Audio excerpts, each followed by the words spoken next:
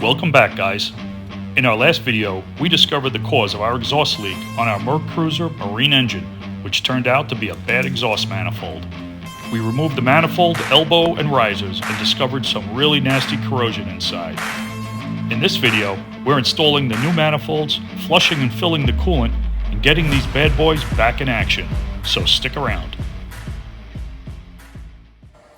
All right, we got our beautiful new manifolds, risers, and elbows all up.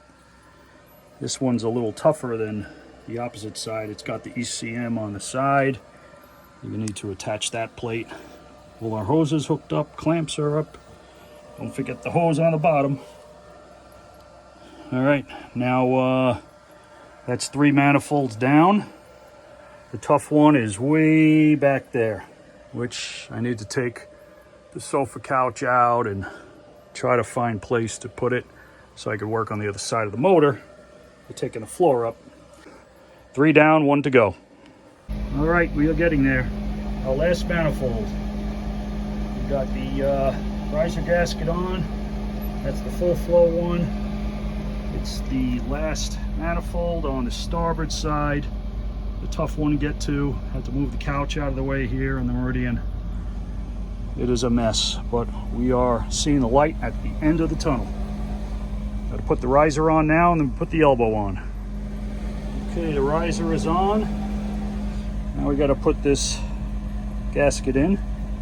That venturi or whatever that concave surface faces up, the direction that the exhaust is flowing. And this one here has the block offs that keep the antifreeze from mixing with the raw water that goes out the elbow. So the only part of these manifolds and risers that get seawater is the elbow, which helps out because that's really the only part you need to check and replace every few years. The manifolds and risers would last a lot longer when it's just cooled by the antifreeze. So here it is, our last part. You need to make sure you swap over your hose ports, put any plugs in on any ports that aren't being used. And this is the new guy. Hopefully this lasts for at least 3 or 4 years. So a little tricky getting the final elbow on. You can see it's upside down right now, but you need to get the exhaust port onto the exhaust hose going down to the muffler. So that best bet is to spin it, twist it as you're going in. And I'm going to put some Perfect Seal, Permatex Aviation former gasket on the surfaces here.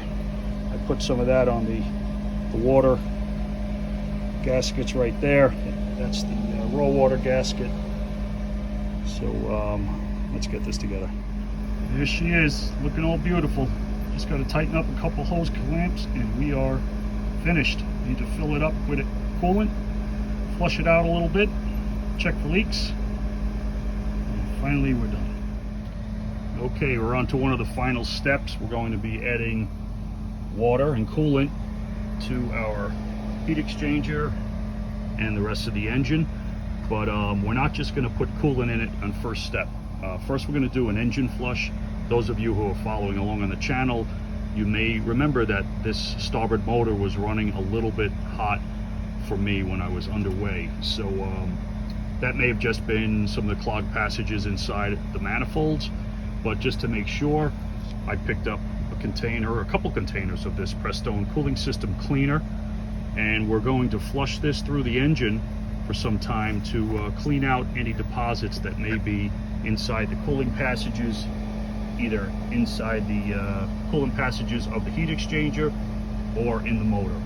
Of course, with the new manifolds, there's no blockages in there, but it won't hurt adding this. So it says here you could put this in and run it for 10 minutes or so for cleaning.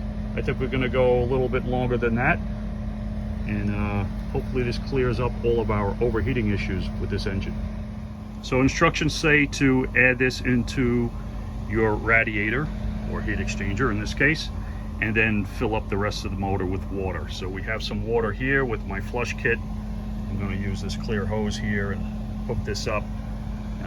We take about 5 gallons total of coolant inside the engine, including the manifolds. So I picked up actually 2 of these containers to use. just so we get a good, strong enough mixture.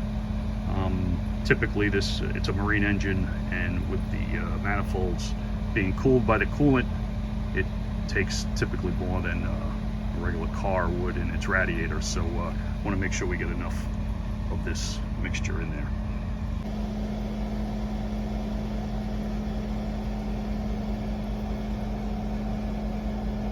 I'm going to start filling the system up with the water. You may have seen this flush kit that I made when I used to winterize the boats up north. No need to do that any longer. That's a nice easy way to mix the coolant cleaning solution and water. All right, when you're filling up the heat exchanger with water on these Mercruiser motors, you need to open up this breather valve right here. This will allow air to escape as the coolant is flowing into the heat exchanger and the engine block.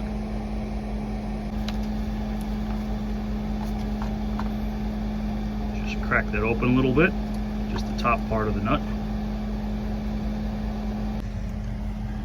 All right, we're going to start it up for the first time and start looking around for any leaks. All right, we are running. Sounds pretty good. I don't hear any exhaust leaks, which is good. The one leak I do see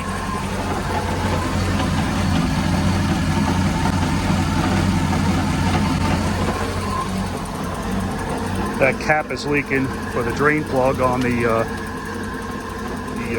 water distribution manifold, which is nothing major. You got some air bubbles coming out of here. Actually, it looks like there's water now, so I'm going to tighten that up again. We'll periodically open that up. I'm slowly adding more water as this fills up.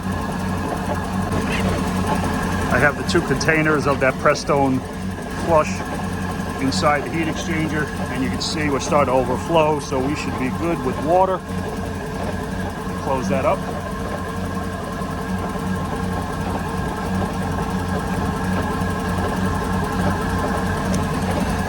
All right, we're going to let this warm up. I'm going to bring up the idle a little bit.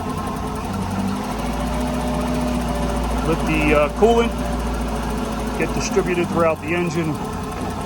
We're going to periodically open up this bleeder valve just to let any air out. See bubbles coming out. And we'll check for leaks all around the manifolds, but everything looks good so far.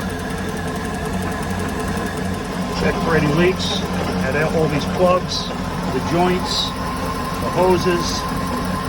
Everything looks good. All right, let it warm up now, do its thing. And we got it warming up. We're up to 170 degrees on that engine. I